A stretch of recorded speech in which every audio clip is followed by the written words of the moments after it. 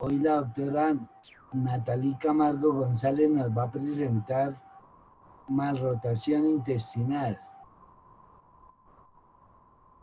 Entonces, comience, Natalie. Bueno, buenas noches a todos. El tema, como ya dijo el doctor Niño, es malrotación intestinal.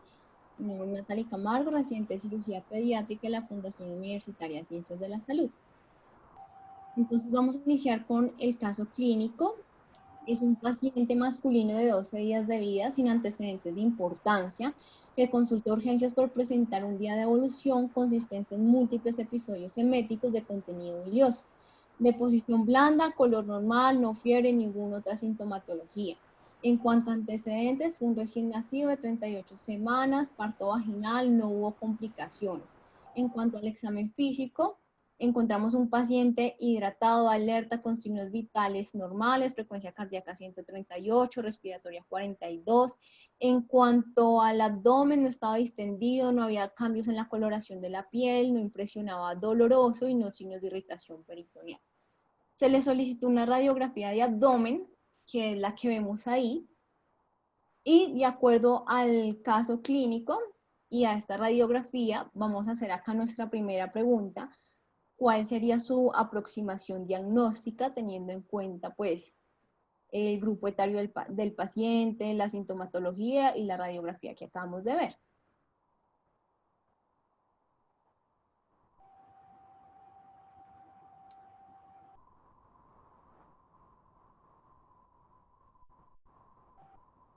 Entonces vamos a dar unos segundos para que ustedes voten.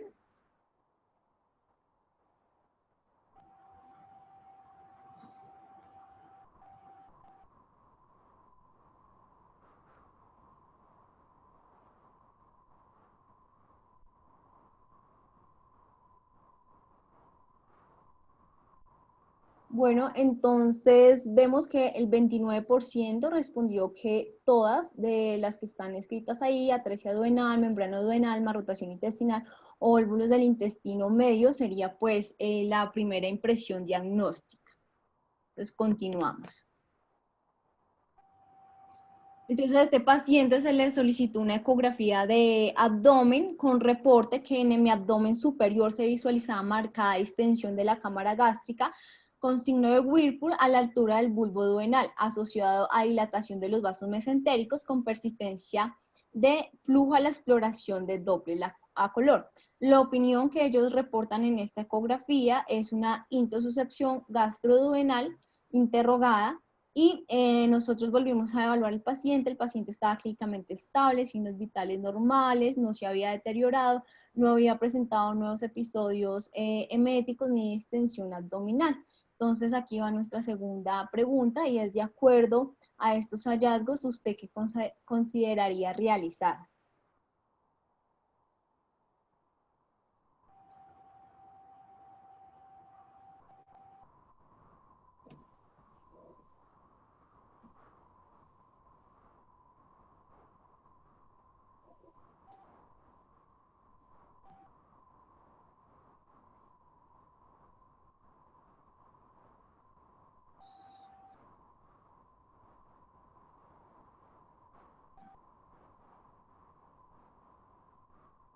Listo, entonces vamos a ver el resultado. Entonces, la mayoría votó que el 36% le haría a este paciente un colon por enema. Nosotros decidimos realizarle al paciente unas vías digestivas superiores, que son las que ven ahí.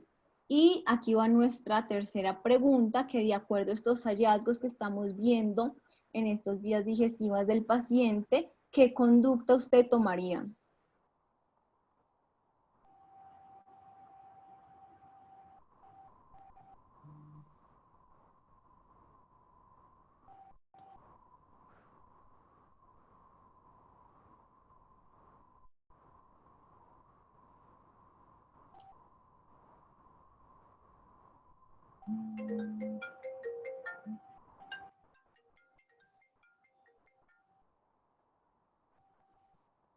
Bueno, entonces vamos a ver el resultado. Bueno, la mayoría decidió llevar el paciente a una laparotomía exploratoria, pues lo que vimos en el reporte de radiología de las vías digestivas fue que en medio de contraste no pasaba la segunda porción del duodeno. Decidimos llevar al paciente a una laparotomía exploratoria en donde encontramos una malrotación intestinal clásica con bandas de LAT que obstruía la segunda porción del duodeno. Al paciente se le realizó una cirugía de LAT y le fue muy bien, duró hospitalizado 3 días y se le dio egreso con adecuada tolerancia a la vía oral y sin ninguna otra complicación. Entonces ya vamos a entrar a la introducción del tema.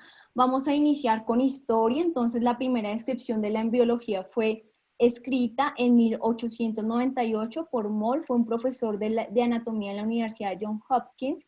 Él estudió los embriones y los reconstruyó y describió el proceso de la rotación y luego la fijación intestinal. Luego, en 1928, Dodd correlacionó los hallazgos clínicos con la embriología que había sido descrita. Posteriormente, en 1928, Wash describió 2 casos de vólvulos por no rotación y después, en 1932, Ladd describió 10 casos de malrotación con vólvulos y recomendó el tratamiento mediante distorsión en sentido antihorario del volvus.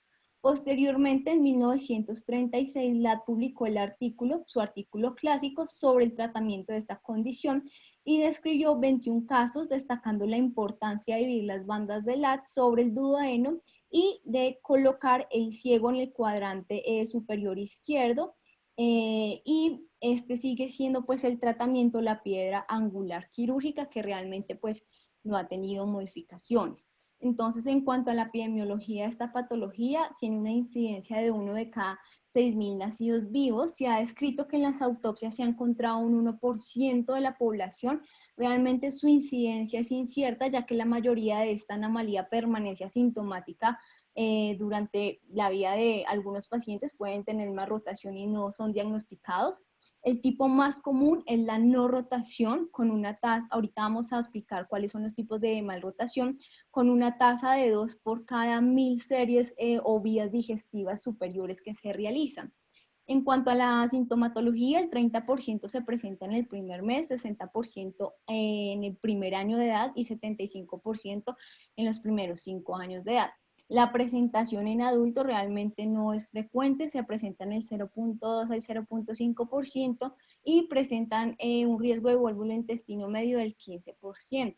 Importante es que esta patología se va a asociar con otras anomalías, principalmente atresia intestinales del 5 al 26%, ano imperforado hasta el 9%, anomalías cardiovasculares hasta el 13%, membrana duodenal hasta el 1 al 2%, divertículo de Meckel hasta el 4%, trisomía 21 hasta el 10%. Es importante recordar los defectos de la pared abdominal porque la mayoría de estos pacientes, por no decir el 100%, tienen algún grado de malrotación intestinal, lo mismo que los pacientes con hernia diafragmática. Entonces vamos a recordar un poco de la embriología. Recordemos que el intestino se divide en anterior, medio y posterior. El intestino medio corresponde desde la mitad distal de la segunda porción del duodeno hasta 2/3 proximales del colon transverso, y este intestino va a sufrir las siguientes etapas, que debido al crecimiento desproporcionado y alargamiento del intestino medio durante la 4ª semana de gestación, el asa intestinal se hernia al celoma extraembrionario y la primera rotación, que va a ser de 90 grados en sentido antihorario, ocurre fuera de la cavidad abdominal. El segundo giro, que va a ser de 90 grados en sentido antihorario, se va a dar durante el retorno del intestino a la cavidad abdominal, que esto se produce aproximadamente a la 10ª semana de gestación. Y la última rotación, que son otros 90 grados en sentido antihorario, se va a dar ya cuando se encuentre el intestino dentro de la cavidad abdominal y se va a producir una fijación normal. ¿Qué es una fijación normal? Es que la unión duodeno-yeyunal se encuentra en el cuadrante superior izquierdo, como lo vemos acá, y que el ciego se encuentre en el cuadrante inferior derecho, que esto va a permitir que haya una gran amplitud del mesenterio.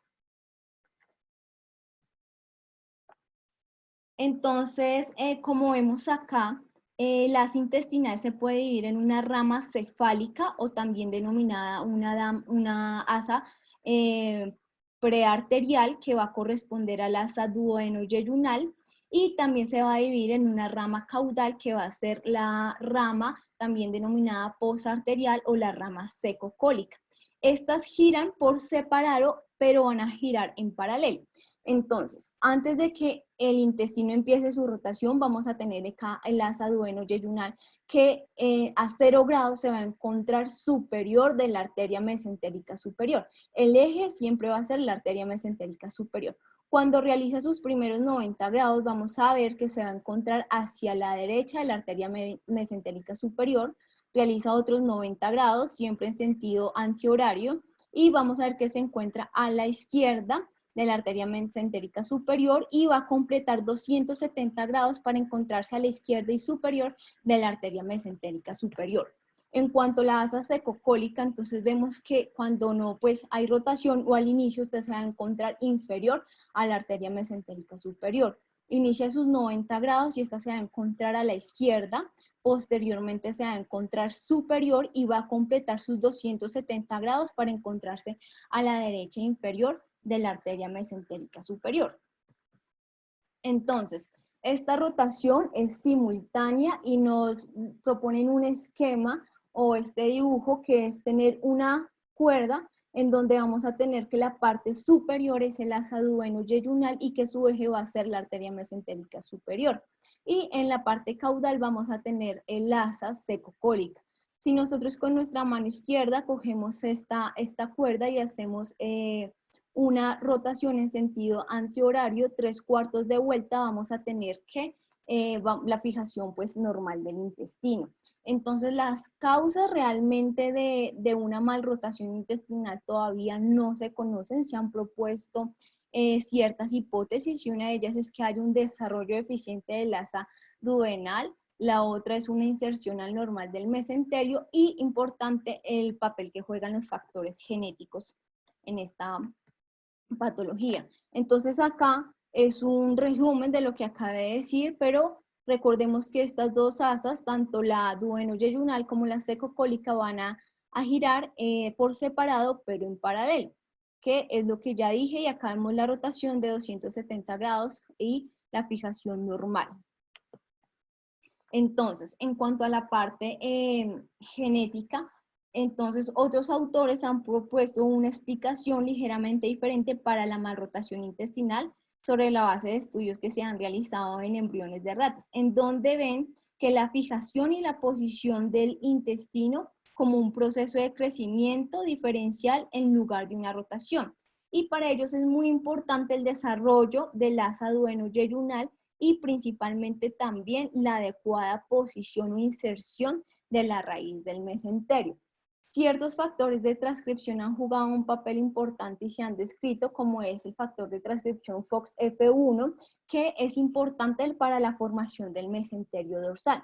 Este mesenterio dorsal se va a derivar de la división del mesodermo de la placa lateral. Recordemos pues que este tiene una placa lateral y este se va a derivar o se va a ir en sus componentes somáticos y espláncnicos. Y el componente somático es que se va a derivar la formación del mesenterio dorsal.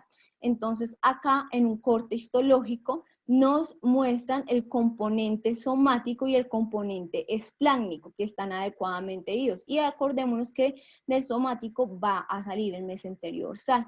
Cuando no se encuentra este factor de transcripción, vemos que no hay una adecuada división, por lo tanto, pues hay una alteración en la inserción del mesenterio dorsal. Entonces, esto es importante porque el inicio de la rotación intestinal está mediado por cambios ultraestructurales claves en la fijación de este mesenterio. Y vemos que al inicio el tracto gastrointestinal está adherido o va a estar sujetado por el mesenterio de una forma simétrica. Pero ya al pasar el desarrollo, vemos que unos genes como SPIX-X2 y ISI1, debido al gen nodal, hacen que las células mesenquimatosas que se encuentran hacia la parte izquierda se vuelvan o tengan una configuración columnar y hacen que haya una desviación del mesenterio hacia la parte izquierda. Por lo tanto, las células mesenquimatosas de la derecha van a tomar una configuración cuboidal y no van a ser tan grandes. Entonces, de acuerdo a todos estos factores de transcripción, y pues hay más que juegan un papel importante en la diferenciación, vemos que tenemos malrotación con múltiples malformaciones congénitas adicionales, como son las que vemos en esta tabla, y una de las etiologías que también se ha estudiado es por consanguinidad o recurrencia de hermanos. Otros por factores de transcripción, como ya dije, FOXF1, o principalmente por otro factor de transcripción que se ha descrito como FLNA.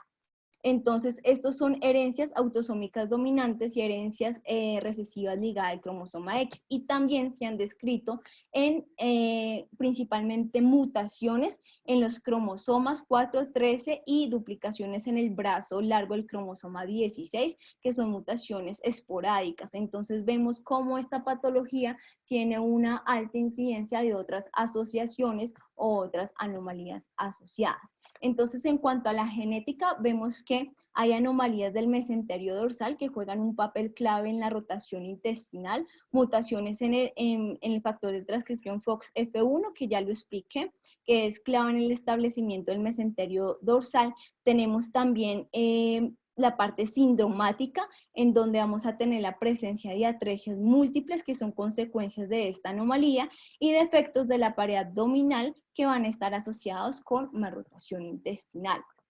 Entonces, en cuanto a la clasificación de esta patología, podemos tener una no rotación, en donde el intestino no realiza ningún giro, y vamos a tener entonces acá el intestino delgado hacia la parte derecha y colon hacia la parte izquierda.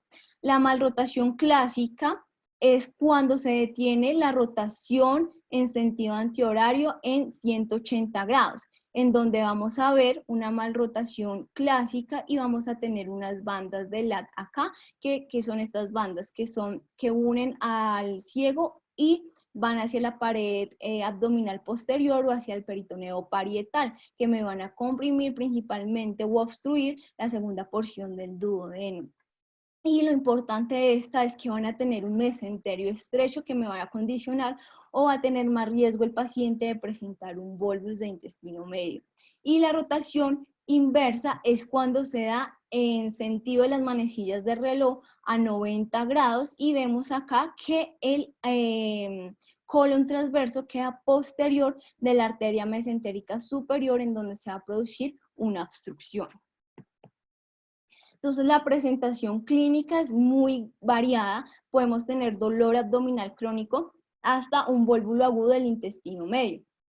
¿Y cuál es principalmente la clínica? Entonces, tenemos principalmente 5, que es un vólvulo agudo del intestino medio o un vólvulo crónico del intestino medio, obstrucción duodenal ya sea aguda o crónica, obstrucción colónica, y los pacientes que son asintomáticos o que presentan pues mínimamente síntomas. Entonces vamos a iniciar con el vólvulo agudo del intestino medio. Entonces en el pedículo estrecho formado por la base del mesenterio en malrotación predispone al intestino medio a girar en sentido de las manecillas del reloj, desde el duodeno hasta el colon transverso. Un punto de adherencia en la convexidad del asa puede actuar como un eje para que se produzca pues un giro.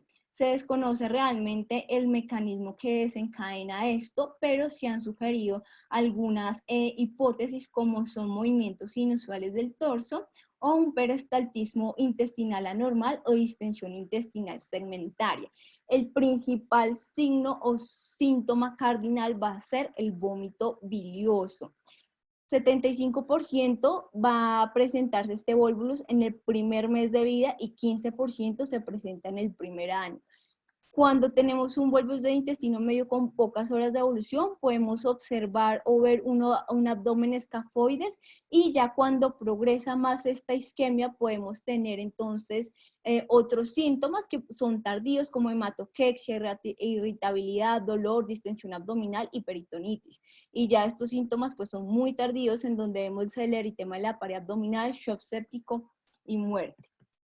Entonces, teniendo en cuenta que el pronóstico del vólvulo del intestino medio en un recién nacido y lactantes menores de 1 año es precario, ya que pues los hallazgos diagnósticos pueden no ser evidentes hasta que haya ocurrido un infarto intestinal. Entonces, pues busqué este artículo en donde el objetivo fue caracterizar los factores que pueden ayudar a predecir tempranamente que el paciente presente un volvulus del intestino medio.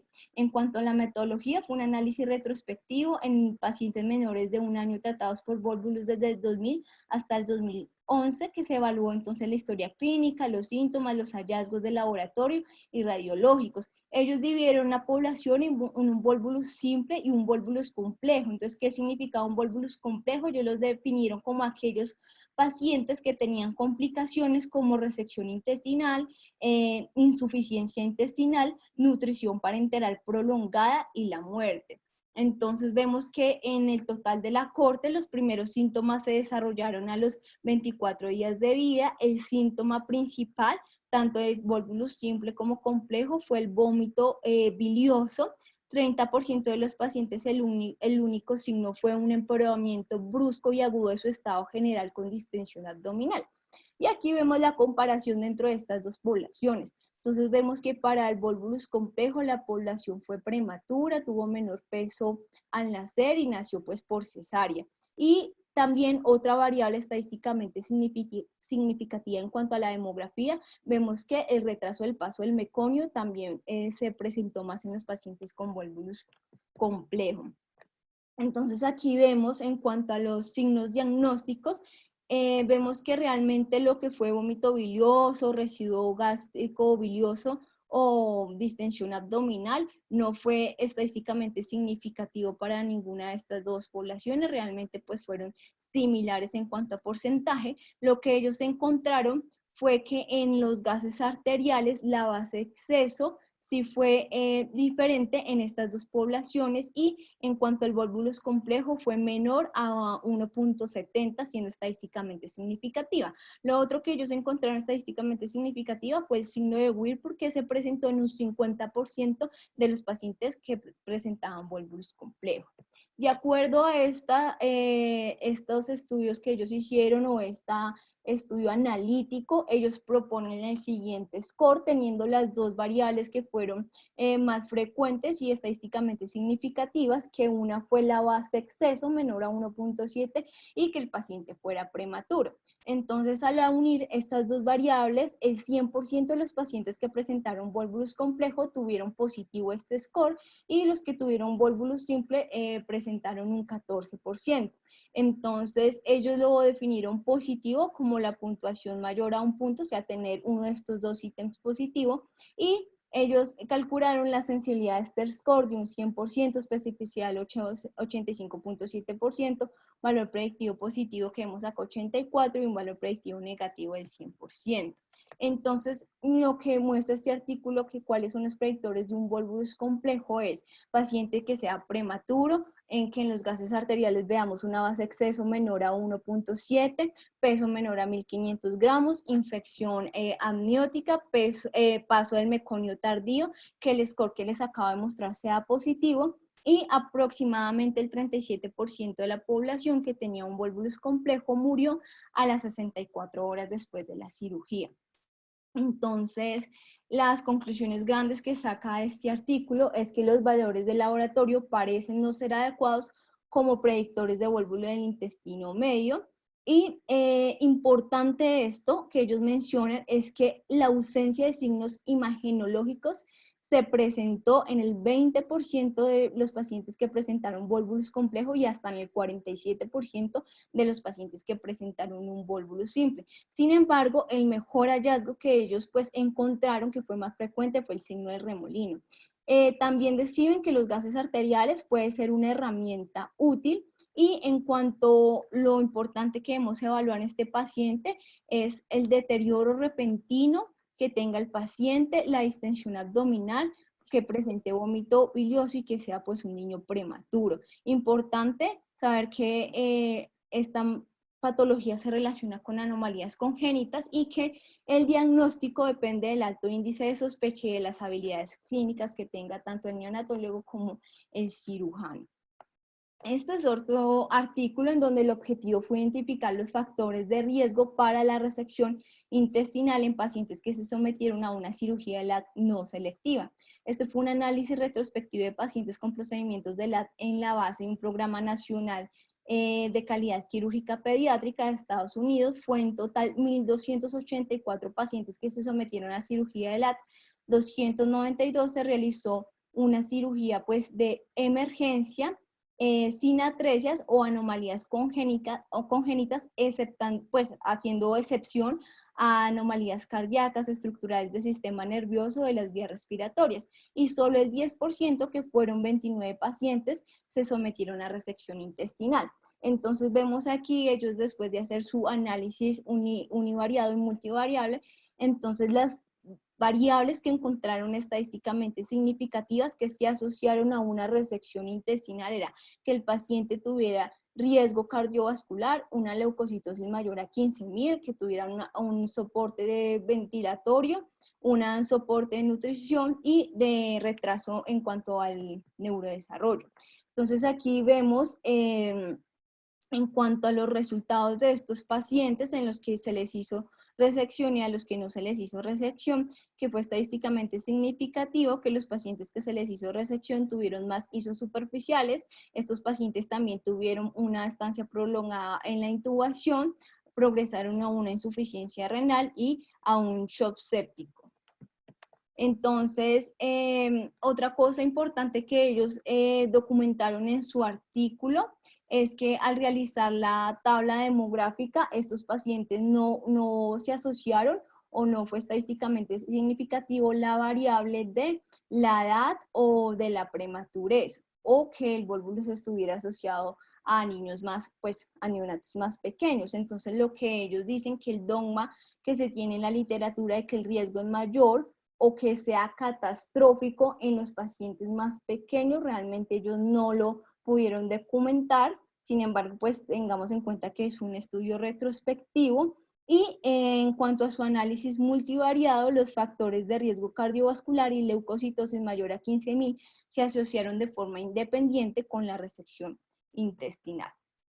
Entonces, ya entrando al diagnóstico del volvulus, vemos que pues en la radiografía realmente esta no es muy sensible ni específica. Lo que podemos encontrar es aire en el estómago sin gas intestinal distal. Y en cuanto al diagnóstico de ecografía y Doppler, entonces este fue escrito por primera vez en 1992 por Pracros, y el principal signo ecográfico que se describe y que ha tenido mayor especificidad es el signo del remolino, que esta es una envoltura de la vena mesentérica superior y sus afluentes con la grasa mesentérica y de las ramas de la arteria mesentérica superior alrededor de esta. Hay otros signos ecográficos que podemos ver, que es la relación de la arteria mesentérica superior con la vena mesentérica superior. La relación normal es que la vena se encuentre a la derecha de la arteria mesentérica superior, pero realmente pues este signo no es tan sensible como vemos acá, que tiene una sensibilidad que varía del 53 al 87%. Entonces podemos también encontrar otros hallazgos, que es una dilatación duodenal y estrechamiento distal, que tengamos un intestino fijo en la línea media, que el paciente presente ascitis, una congestión distal de los vasos de la vena mesentérica superior y un grosor mayor de 2 milímetros de la pared duodenal. Como vemos acá, acá estamos viendo entonces el signo de remolino, y si asociamos este signo de remolino con los que les acabé de mencionar, podemos tener o se aumenta más la especificidad. Aquí tenemos una serie gastrointestinal superior en donde vemos también un signo de sacacorchos que nos refiere o que nos puede mostrar que el paciente tiene un volvulus. Entonces, en cuanto al diagnóstico ecográfico, pues traje este artículo en donde el objetivo de ellos fue determinar la relevancia de los signos ecográficos en el diagnóstico de volvulus. La metodología pues fue realizada esta ecografía en 34 pacientes con diagnósticos de malrotación intestinal con o sin volvulus, confirmados por cirugía entre el 2006 y el 2013.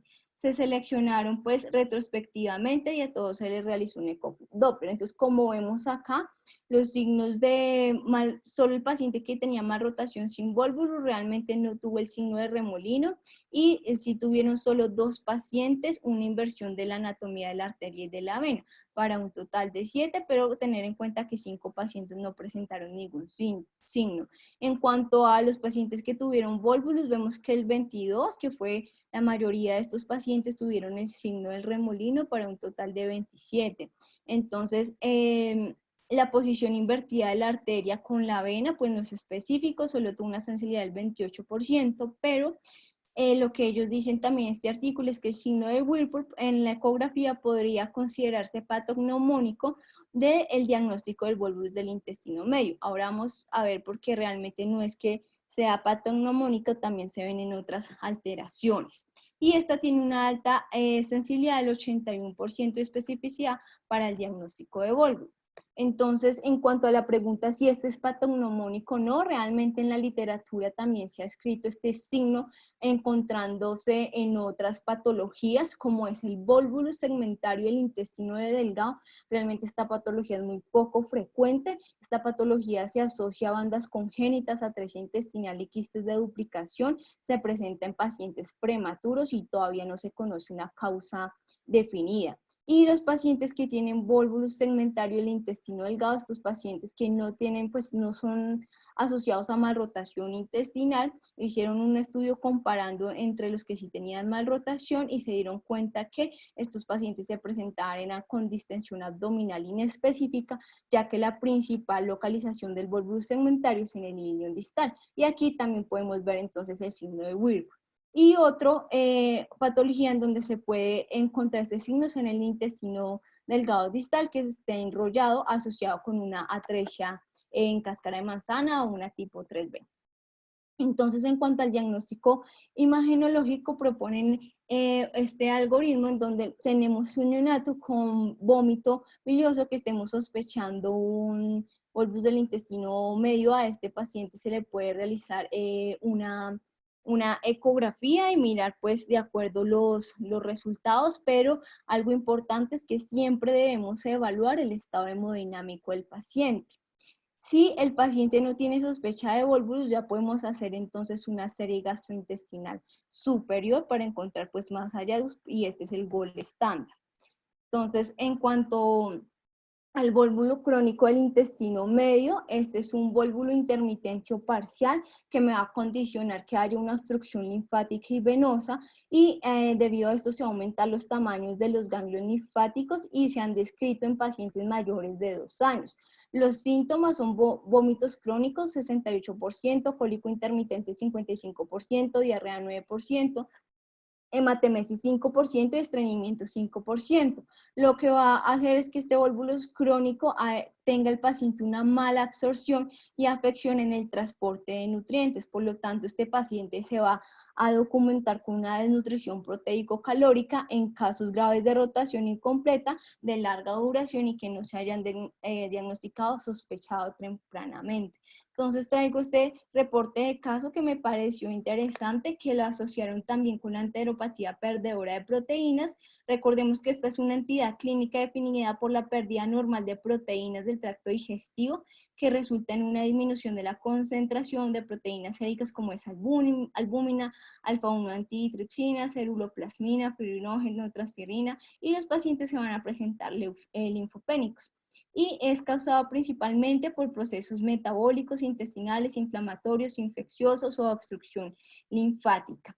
Entonces aquí presentan el reporte de un paciente masculino de 17 meses con enteropatía perdedora de proteínas causada por una malrotación intestinal y un volvulo crónico que resultó en una obstrucción linfática y derrames de linfa en el peritoneo, en ausencia de vómito bilioso. Y vemos acá que el paciente a los 9 meses inició su consulta, tenía poca ganancia de peso, tenía edema de miembros inferiores, diarrea acuosa, y peso y talla menor para la edad. Se le hizo una endoscopia y colonoscopia que descartó una enfermedad inflamatoria, tenía albúmina y proteínas totales, inmunoglobulinas bajas con linfopenia, y al final pues de estudiarlo decidieron realizarle una resonancia, que es la que vemos acá, en donde vemos el signo del remolino, y ellos encontraron una dilatación de la vena mesentérica superior, un edema mesentérico con una obstrucción venosa. Esta es la cirugía que se le realizó al paciente, en donde encontraron un vólvulo crónico del intestino medio con una torsión de 180 grados.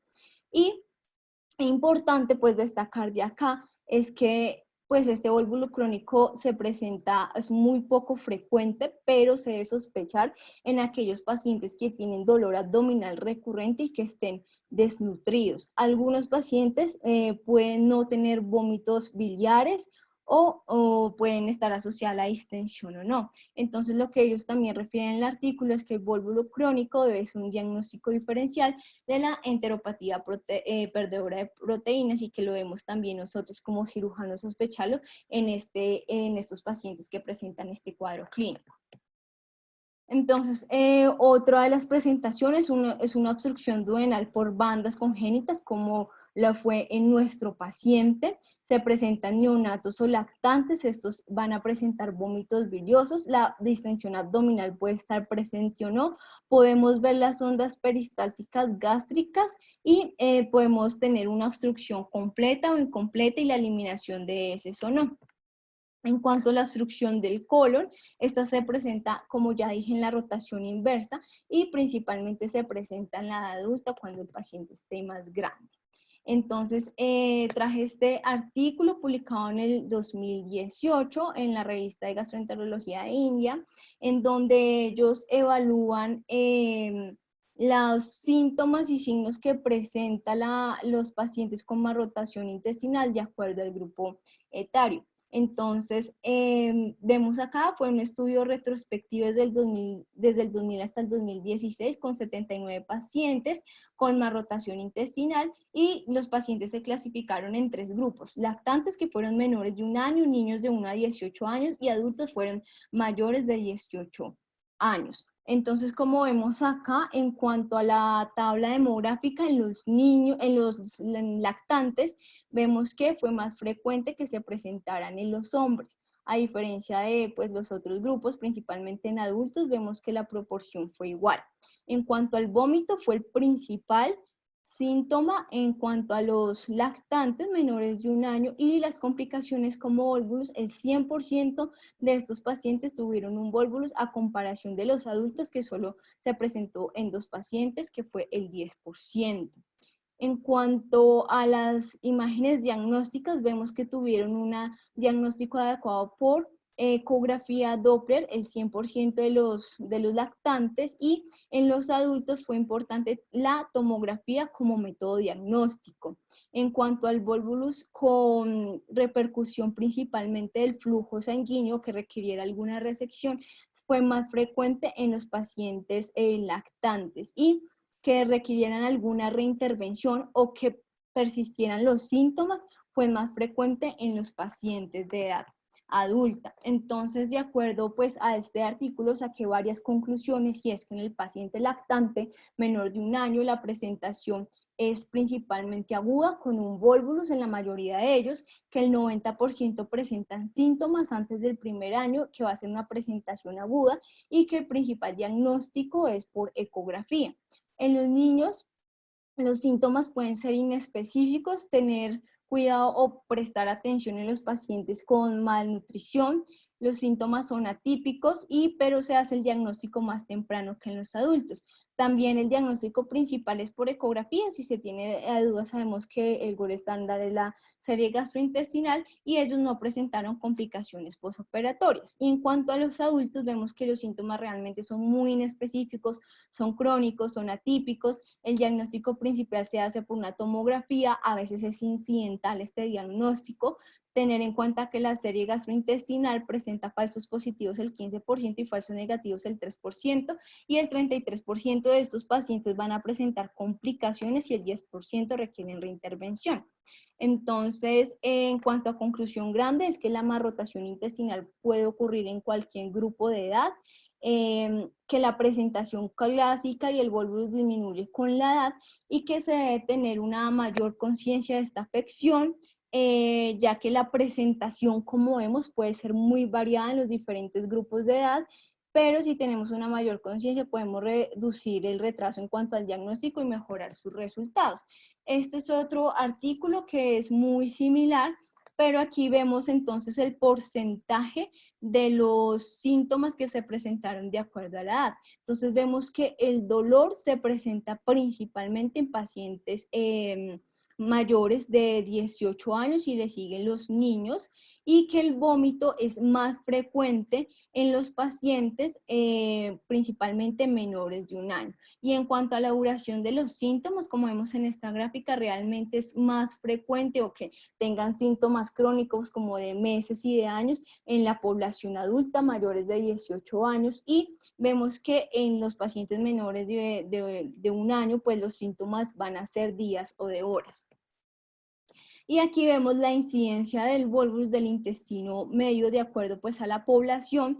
Vemos que esta incidencia es más frecuente en los pacientes menores de 1 año, que la mayoría de estos pacientes se van a intervenir, se van a llevar a cirugía, y que la resolución de los síntomas va a ser frecuente en este grupo de edad, pero sin embargo vemos que acá, que en los adultos, pues la resolución no es tan frecuente. Importante de este artículo es que ellos encontraron que el diagnóstico de la malrotación, el 48% se presentó mayores de 18 años, el 21% entre 1 y 18 años y el 31% en el primer año. Realmente esto es diferente a lo que dice la literatura, que la malrotación pues se presenta principalmente en pacientes más pues pequeños, pero lo que ellos dicen acá es que esta no es solo una enfermedad de la infancia, sino también pues se presenta en los adultos. Entonces, síntomas crónicos como dolor abdominal, emesis, diarrea, distensión, estreñimiento y hemorragia gastrointestinal se deben tener en cuenta para los pacientes que están entre el rango de 1 a 18 años, que el adulto es importante la tomografía, y en los niños principalmente las vías digestivas o la serie gastrointestinal. Y acá surge otra pregunta, y es ¿qué hacer con los pacientes que son asintomáticos, que presentan malrotación intestinal o que tienen un diagnóstico incidental? Más adelante entonces vamos a hablar de esto. Hablar un poco entonces sobre la serie gastrointestinal para el diagnóstico ya de malrotación intestinal. Anteriormente el diagnóstico se hacía por un colon por enema y se miraba la posición normal del ciego, pero pues realmente esto tenía muy poca especificidad y sensibilidad. Se diagnosticaba hasta pues solo un 32% de los pacientes, entonces esto ya no se usa. El gol estándar es la serie gastrointestinal, en donde vamos a evaluar la unión duodeno-yeyunal. Como dije, esta unión duodeno-yeyunal se debe encontrar a la izquierda de los cuerpos vertebrales y superior. Y aquí vemos varias posiciones en donde se puede encontrar esta asa duodeno-yeyunal. Como vemos en la A, pues, que está a la derecha de los cuerpos vertebrales, vemos que puede ser un paciente que no tenga pues no rotación, o en la B, que es hacia la derecha pero un poco más medial, el diagnóstico de una malrotación típica, o C, que es una rotación inversa, que vemos que es un poco ya hacia la parte izquierda, pero más inferior que la del tipo pues normal, y esto se llama una rotación inversa, pues que ya le expliqué, y también se denomina rotación atípica. Y acá vemos, es un gráfico muy similar también, en donde tenemos de referencia los cuerpos vertebrales. Acá va a estar la típica hacia la parte derecha y la típica hacia la parte izquierda, pero pues un poco más inferior. Y vemos que la normal va a estar en la parte izquierda y superior de la arteria mesentérica superior. Entonces aquí vemos unas series gastrointestinales normales, en donde sacábamos a ver el asa duodeno-yeyunal, comparando con los cuerpos vertebrales está a la izquierda, y esta también puede estar en el nivel del bulbo duodenal, que se va a encontrar entre el espacio intervertebral L1, L2 o por encima del mismo. Y tenemos que también se puede evaluar el tercer segmento del duodeno, que debe estar en el mismo plano o posterior al segundo segmento. Aquí tenemos entonces unos ejemplos de malrotación, en donde vemos el asa duodeno-yeyunal se va a encontrar un poco hacia la derecha, pero no tanto, sino un poco más medial, que es una malrotación típica. una no rotación, en donde vemos acá entonces todo intestino delgado hacia la parte derecha y colon hacia la parte izquierda, y signo de sacacorchos que nos puede sugerir o nos refiere que el paciente tiene un volvulus del intestino medio. Importante también entonces el signo de la Z, que es el diagnóstico de una rotación incompleta y de bandas peritoneales anchas que se fijan y extienden, que se extienden y fijan al intestino delgado pues afectado. Y vemos acá que esta pues tiene también sus limitaciones, tiene una sensibilidad del 93 hasta el 100%, pero tiene algunos falsos negativos que va del 3 al 15% y falsos positivos también que abarca hasta el 15%, pero estos falsos positivos pueden ser por un duodeno redundante, y en la imagen vemos una distensión de las asas que me pueden condicionar un desplazamiento del intestino del asa duodenojejunal también. Entonces, ya entrando en cuanto al tratamiento quirúrgico, en cuanto a la técnica pues operatoria, lo que se describe en la literatura, realizar una incisión supraumbilical transversa, o también denominada pues en los neonatos se puede realizar una incisión omega circumbilical. Entonces, lo primero pues que vamos a hacer al entrar a la cavidad es eviscerar el intestino para poder inspeccionar la raíz mesentérica. Y debemos reconocer las anomalías de la rotación o fijación, teniendo en cuenta ciertos puntos anatómicos que son constantes, así el paciente tenga más rotación intestinal, como es un píloro y un ángulo. El píloro va a estar en posición siempre pues normal, y tener en cuenta el ángulo esplénico porque esto no se va a modificar.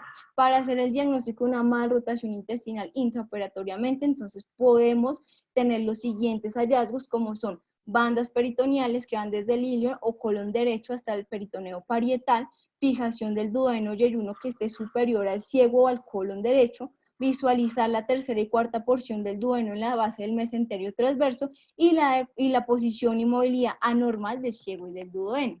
Si entrando a la cavidad tenemos un volvulus del intestino medio, entonces debemos de realizar la reducción girando este volvulus en contra de las manecillas de reloj. Cuando pues ya vemos esto, pues un infarto intestinal que realmente el pronóstico pues es muy malo. Debemos de realizar la lisis de las bandas de LAT, importantes porque estas son las que están obstruyendo pues la segunda porción del duodeno.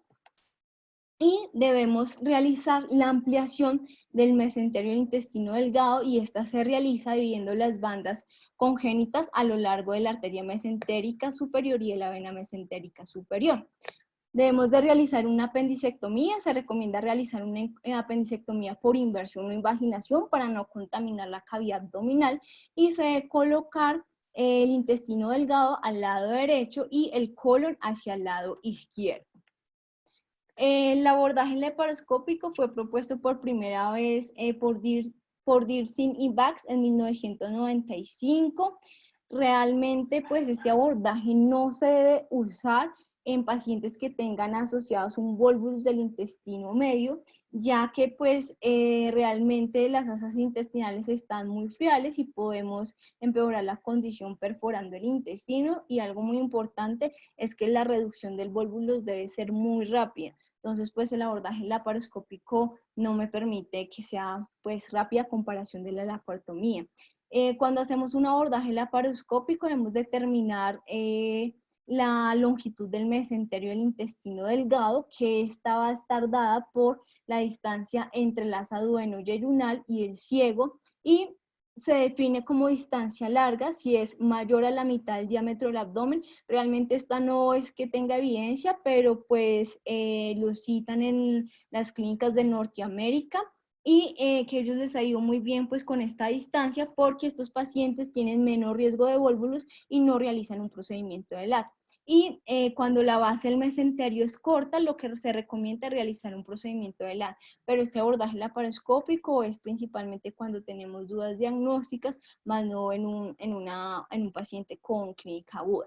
Entonces acá hay dos corrientes, los que defienden el abordaje laparoscópico y que están a favor. Ellos dicen que pues hay una disminución del dolor postoperatorio, un retorno más rápido de la función intestinal, una estancia hospitalaria más corta, ventajas cosméticas y menor riesgo de adherencias, porque ellos dicen que el pilar o la prevención del volvulus es mediante el ensanchamiento del mediastino.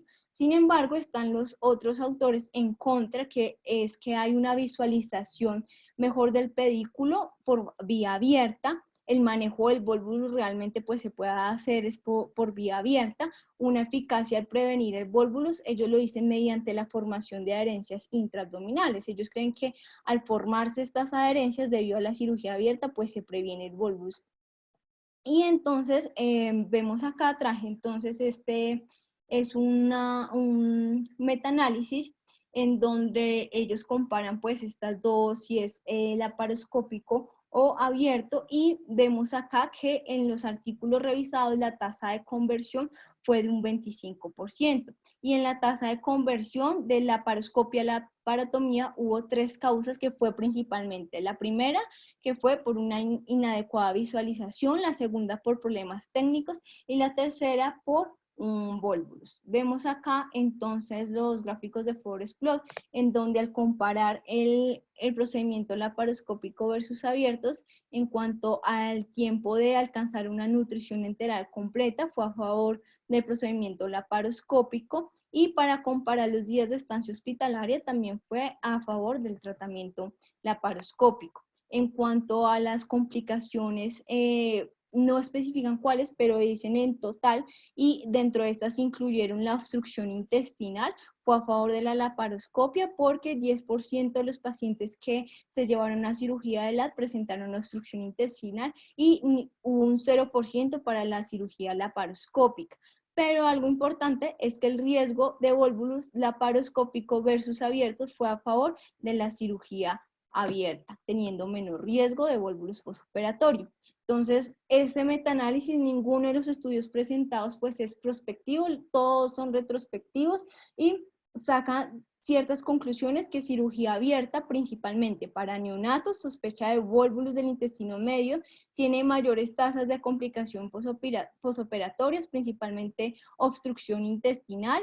Pero ellos también dicen que estas complicaciones posoperatorias puede ser un sesgo debido a que los pacientes que se llevan a cirugía abierta pues están principalmente más comprometidos hemodinámicamente. En cuanto a la laparoscopia, se debe realizar en pacientes mayores, pacientes asintomáticos o con un diagnóstico ambiguo, tener en cuenta esta tasa de conversión, que es del 25%, y en neonatos es aún más, un 50%. Tiene un tiempo más corto en cuanto a alcanzar una nutrición enteral completa, menor estadía, pero la tasa de volvulus postoperatorio es mayor, de un 3.5%. Y aquí entonces vemos otro artículo que compararon también los dos resultados del tratamiento quirúrgico versus abierto. Fue también un estudio pues retrospectivo, y ellos dividieron principalmente los pacientes en 2 grupos. Uno que fue una cirugía electiva y la otra que fue cirugía de urgencias. En cuanto a hallazgos grandes, entonces vemos acá electiva y emergente, y vemos que las pacientes que fueron llevadas a la laparoscopia utilizaron un mayor tiempo quirúrgico, y los pacientes que fueron llevados a cirugía vía abierta eran más pequeños, o sea, es decir, en edad, y los días de estancia hospitalaria fueron menores en el procedimiento laparoscópico. Esto es lo mismo, pero aquí hacen solo el análisis de electivo, incluyendo en cuanto a la laparotomía, las conversiones de la laparoscopia, que fueron 5, realmente pues las diferencias grandes es que en la laparotomía se llevan pacientes más pequeños, que acá algo que llamó la atención es que el tiempo operatorio fue mayor en la cirugía vía abierta, y estancia hospitalaria sí fue menor en la laparoscopia. Entonces, acá en cuanto a conclusiones grandes, es que la laparoscopia en diagnóstico, pues se debe realizar en diagnóstico incierto. Realmente el cirujano debe tener una alta experiencia en pacientes que están hemodinámicamente estables, con un diagnóstico precoz antes de una presentación aguda. Cirugía abierta tiene mayor riesgo de obstrucción intestinal, como ya lo había mencionado, y la laparoscopia no realizar en recién nacidos por alto riesgo de perforación y riesgo alto de encontrar pues un volvulus. Algo importante que ellos concluyen es que el manejo de un niño con malrotación intestinal, el enfoque principal del cirujano pediátrico siempre debe estar basado en el tratamiento y la prevención del volvulus del intestino medio, que es como una premisa importante.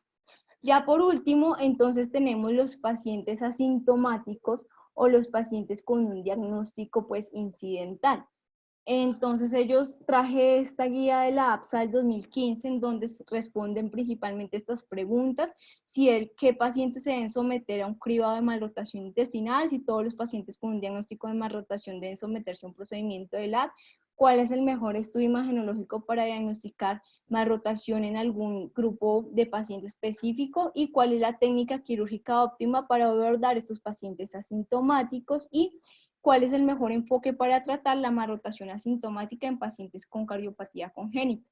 Acá hacen las divisiones anatómicas que fue las que ya expliqué, de la malrotación típica y atípica, tener en cuenta que la típica es una malposición del ligamento de Treis o malposición duodenal. Entonces, en la primera pregunta, que qué pacientes deben someterse a un cribado de malrotación intestinal, realmente la literatura en cuanto a todas las preguntas, todos son estudios retrospectivos o serie de casos y lo que ellos dicen es que existe una evidencia mínima para apoyar el cribado en pacientes asintomáticos con cardiopatía congénita y particularmente pacientes con heterotaxia. Estos pacientes con heterotaxia se asocian con malrotación intestinal, pero varios estudios han demostrado que estos pacientes, si están asintomáticos, realmente se van a morir, no es por un volvulo, sino principalmente por su condición cardiovascular o su malformación también cardíaca. En cuanto a si todos los pacientes con un diagnóstico de malrotación deben someterse a un procedimiento de LAD, entonces tener en cuenta la tasa de falsos positivos, que es un 15%, realmente pues los niños asintomáticos mayores a 2 años, ellos dicen que no deberían someterse a una cirugía, que la incidencia es decreciente de volvulus con la edad, sin embargo pues la cirugía debe estar dada en pacientes asintomáticos más jóvenes, pero no dicen la edad. No dicen si es más jóvenes menores a 2 años o mayores a qué edad, no lo especifican y falta pues un poco ahí de más investigación. Que la observación puede ser apropiada en pacientes asintomáticos mayores. Si se diagnostica de manera confiable, se puede observar una malrotación, pero atípica, no típica. Y se puede instruir muy bien a los padres. Y se debe realizar una observación cercana con estudios de contraste repetidos de 1 a 3 meses para pacientes con malrotación atípica, porque estos tienen menos riesgos de volvus. En cuanto a cuál es el mejor estudio de imágenes para diagnosticar la malrotación intestinal, como ya lo había dicho, es una serie gastrointestinal superior y la ecografía puede ser útil, pero principalmente en el momento agudo, pero pues ya para un diagnóstico certero es más unas vías digestivas. En cuanto a cuál es la técnica quirúrgica óptima para abordar la malrotación en paciente asintomático, entonces, como ya lo había mostrado, el abordaje principalmente es laparoscópico si se tiene duda diagnóstica y además que podemos diagnosticar y tratar la malrotación. Y útil también para distinguir entre una verdadera malrotación con una base mesentérica estrecha o una no rotación o una malrotación atípica con una malposición duodenal. Aquí vemos entonces los estudios que ellos incluyeron y vemos que para volvus no recomiendan la laparoscopia. Y para la pregunta de cuál es el mejor enfoque para tratar la malrotación asintomática en pacientes con cardiopatía congénita grave, realmente en casos asintomáticos es mejor esperar que el paciente se recupere de su condición o su defecto cardíaco antes de ofrecer un procedimiento de LAD. Y la observación es un buen método en pacientes que se encuentren asintomáticos. Entonces aquí tenemos un algoritmo, entonces en paciente asintomático con un hallazgo incidental, realmente debemos de indagar si hay sintomatología o no, ampliar un poco sobre la historia clínica. Todos estos pacientes deben tener unas vías digestivas superiores, debemos de evaluar la anatomía y debemos mirar si se presentan síntomas o malrotación típica, porque si se presentan síntomas con una malrotación típica, el siguiente paso es una laparoscopia diagnóstica. En cuanto a la edad del paciente, entonces pacientes jóvenes con malrotación típica o síntomas vagos se recomienda cirugía de LAD, puede ser por laparoscopia, y en pacientes mayores asintomáticos con una malrotación atípica realmente le debemos de dar una educación a los padres sobre cuáles son los síntomas y signos que ellos deben estar alerta. Y siempre evaluar el estado funcional cardiovascular de estos pacientes, principalmente pues los que son sindromáticos, porque se debe solucionar primero estas patologías. En cuanto al pronóstico, realmente pues de la malrotación intestinal, esto depende si el paciente o no tuvo un volvulus y depende del grado de isquemia intestinal y la necesidad de una resección intestinal. Si tenemos una isquemia intestinal extensa y una sepsis grave, el resultado va a ser la muerte del paciente. Si tuvimos una resección masiva, vamos a tener una falla intestinal. Y si tuvimos un vólvulo longitudinal con una, longitud intestinal adecuada, pues el resultado va a ser excelente con un procedimiento de LAT. Entonces ya en conclusiones, para terminar la charla, entonces todo niño con vómito bilioso tiene más rotación o vólvulos hasta que se demuestre lo contrario, principalmente pues en los neonatos.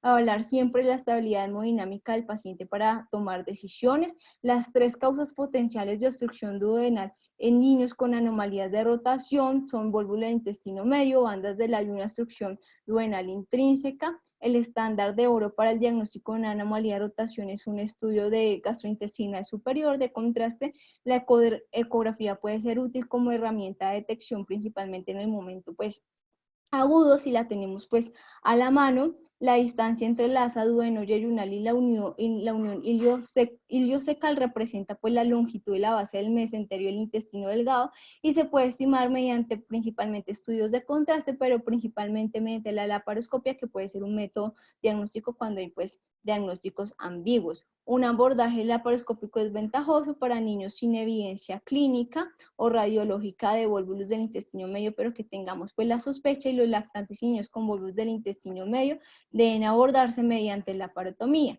En cuanto a futuras investigaciones, durante toda esta revisión que hice, pues realmente la causa principal no se conoce, se deben hacer más investigaciones.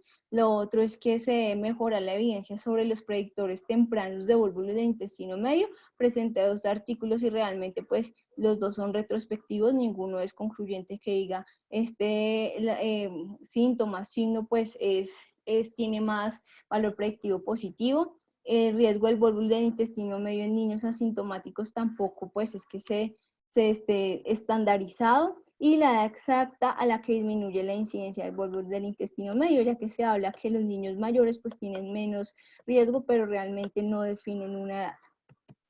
Gracias.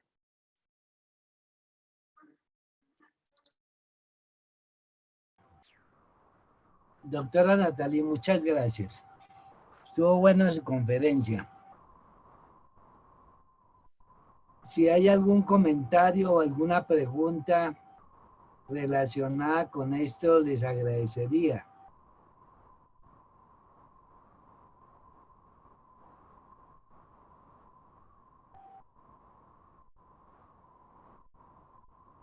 ¿Alguna pregunta o comentario?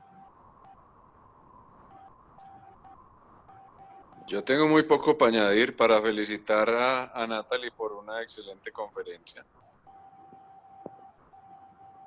Muchas gracias. No sé si de pronto nos acompañe alguien del equipo de radiología, del infantil.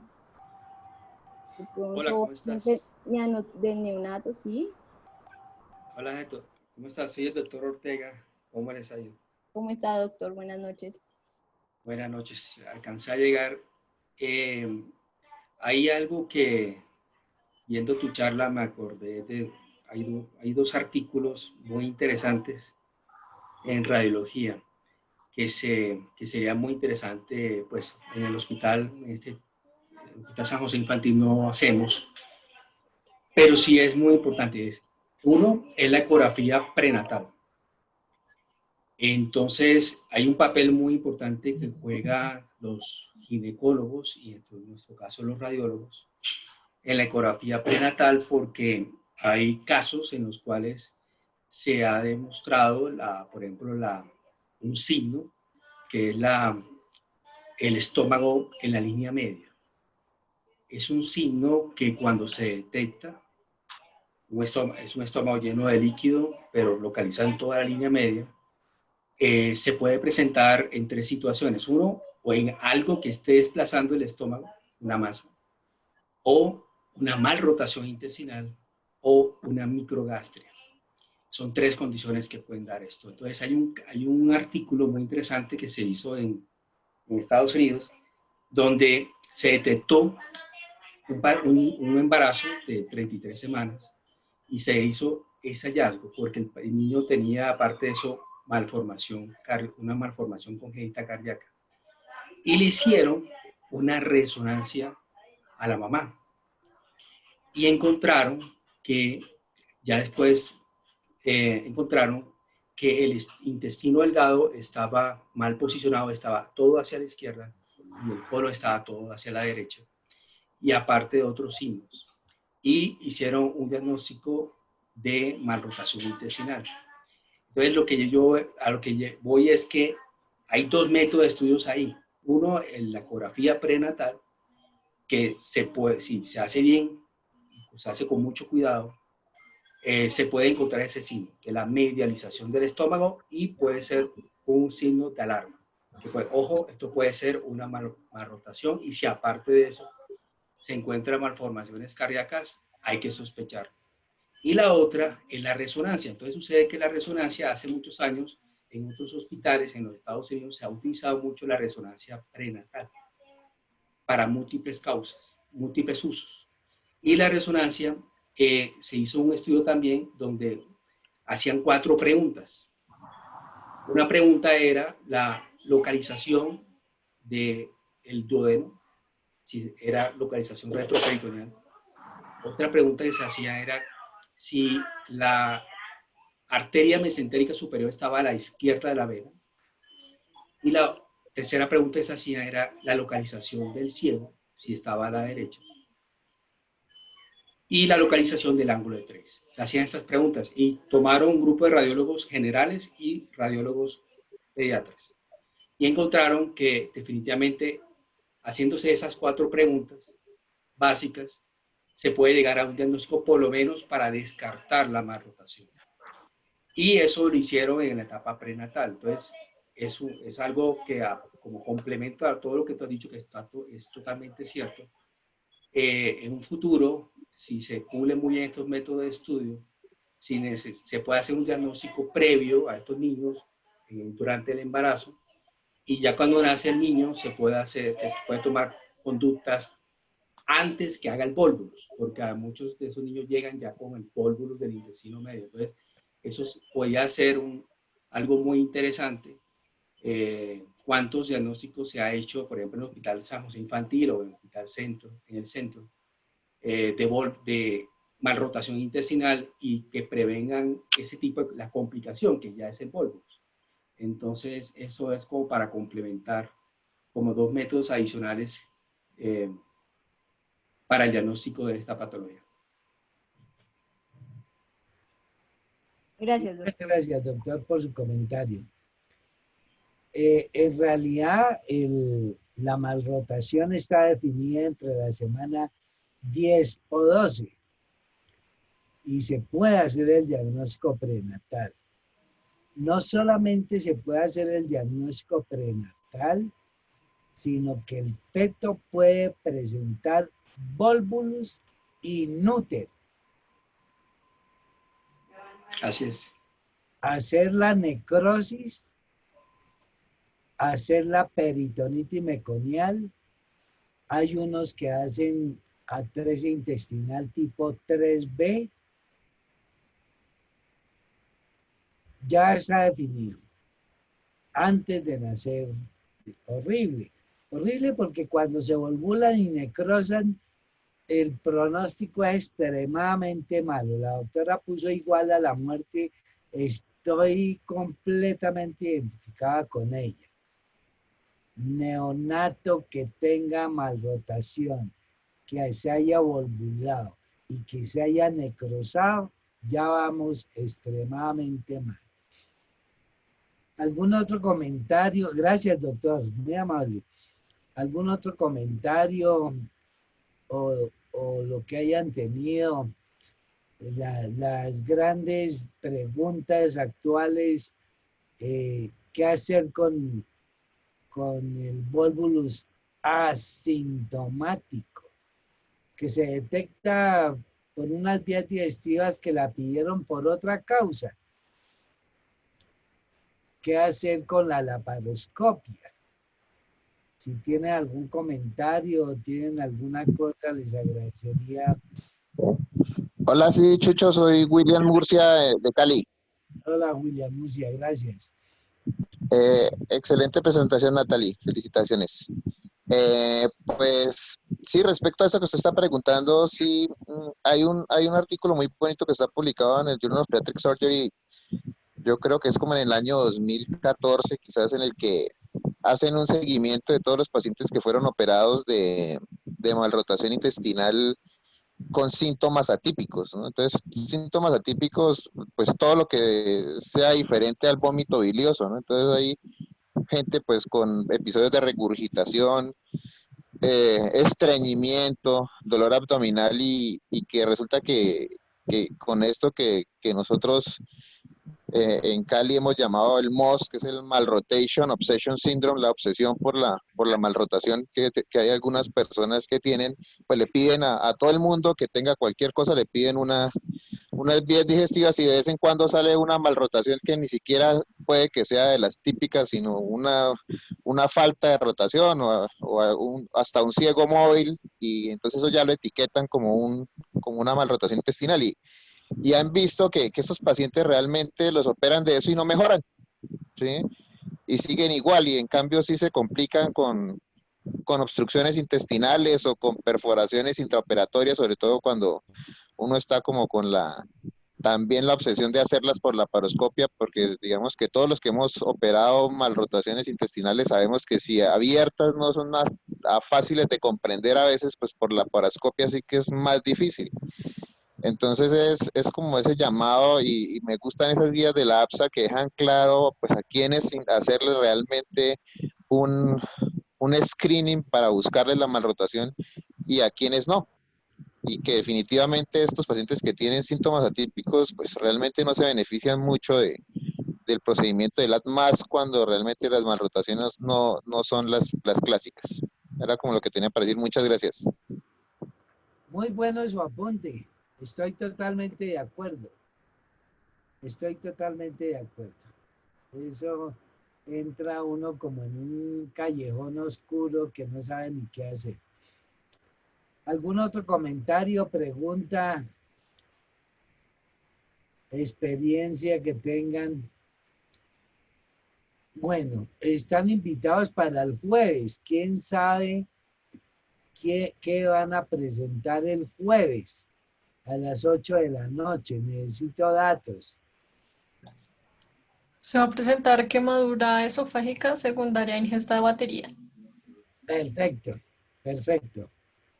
Bueno, les deseo una feliz noche, les agradezco la asistencia y nos vemos el jueves a las 8 de la noche. Gracias.